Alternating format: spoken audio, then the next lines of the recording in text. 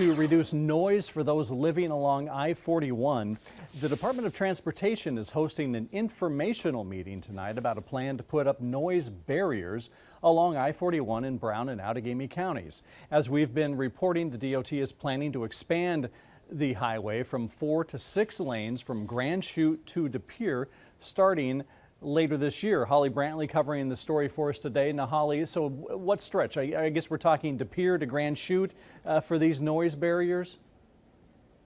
Right, roughly Appleton up to Brown County. Now, there will be on the north and southbound lanes between about Capitol Drive and Lindale Drive up into Brown County to about Freedom Road and Little Rapids Road. So quite a big stretch of the interstate there on both lanes. And why now? I'm guessing because of the expansion, that just means more noise?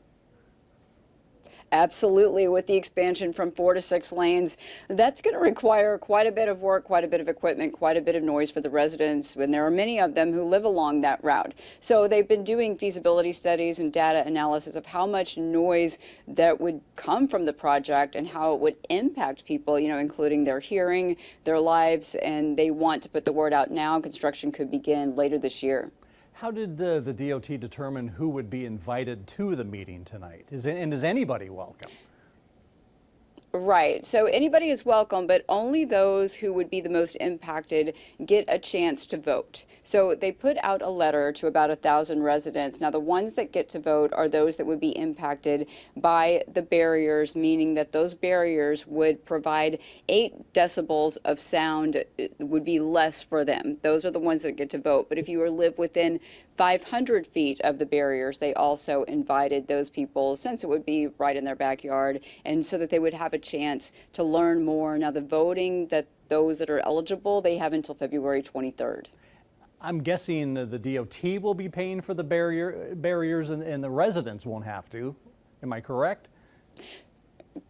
Sort of. So these barriers, they're huge concrete, sound absorbent barriers. They are big, and some people, of course, the pros are it drowns out the sound, but the cons could be you might not want that big barrier there. Well, state and federal highway funds pay for the construction of the barriers, but if local communities decide they want to adjust the aesthetics, that comes down to the local municipalities, and so those decisions would have to be made. Okay, just finally, Holly, any idea what kind of turnout is expected tonight? And can you tell us where is the meeting being held and when?